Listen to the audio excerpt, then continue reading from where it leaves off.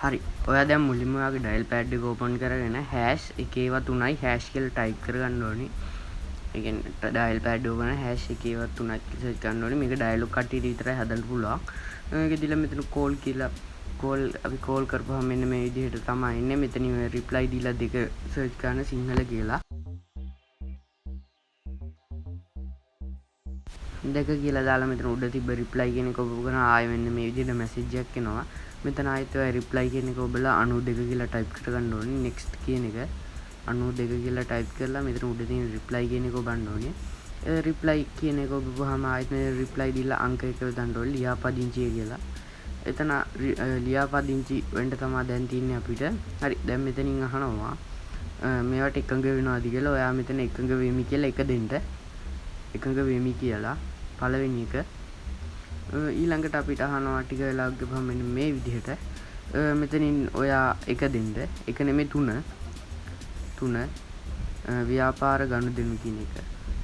මෙතන ඔයා 3 දීලා මේ යවපුවාම ආයෙ මෙතන රිප්ලයි කියලා තියෙනවා. මෙතනින් ඔයා මේ දෙක කියලා ටයිප් කරගන්න. දෙක කියලා ටයිප් කරගෙන මේක යවන්න.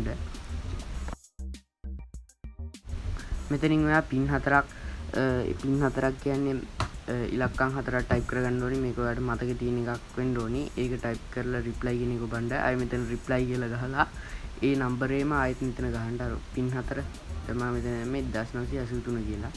ඔයා ඒ විදිහට දාන්න. දාලා මෙතන රිප්ලයි කරන්න. රිප්ලයි කරලා ටික වෙලාවක් යද්දී මෙන්න මේ විදිහට එනවා. මෙතනින් next කියන එක ඔබන්න. 92 දාලා ටික වෙලාවක් යද්දී අපිට easy cash එකේ මැසේජ් එකක් එනවා. එතකම් මෙන්න මේ විදිහට අපිට මෙන්න මේ විදිහට මේ කියන්නේ මැසේජ් එනවා රිප්ලයි කරන්න. මෙතන 91 දාන්න. 91 දාලා අපිට ටික වෙලාවක් යද්දී easy cash එකේ මැසේජ් එකක් එනවා. මම පෙන්නන්නම්. මෙතනින් ආයෙත් 92 ටයිප් කරලා next කරන්න. මේ තියෙන easy cash message එක. මේ තියෙන message එක. හරිද? message එක ආවා කියන්නේ අපේ account එක හැදිලා ඉවරයි. මෙතනින් ඔයා exit වෙන්න. exit වෙලා ඔයාගේ my dialog app එකට ගිහිල්ලා my dialog app එක open කරගන්න.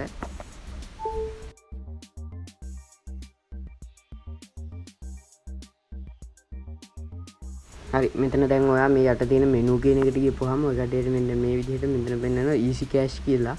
easy cash කියන එක ටයිප් කරගෙන අර අපි pin එකක් දුන්නේ අංක 4ක අන්න එක මෙතන ටයිප් කරගන්න.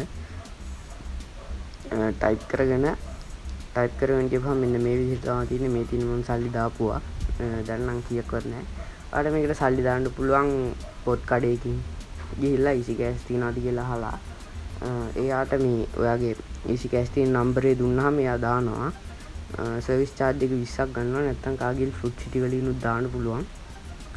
මෙතන යට තියෙන QR code scan කරලා දියවන්න පුළුවන්. මේ තියෙන බිල් ගෙවන එක. ඒ විදිහට අපිට ඕන නම් මෙතන පින් අංකය වෙනස් කරන්න උනත් පුළුවන්. කලින් එක ගහලා මතක හිටින්න නැත්නම්.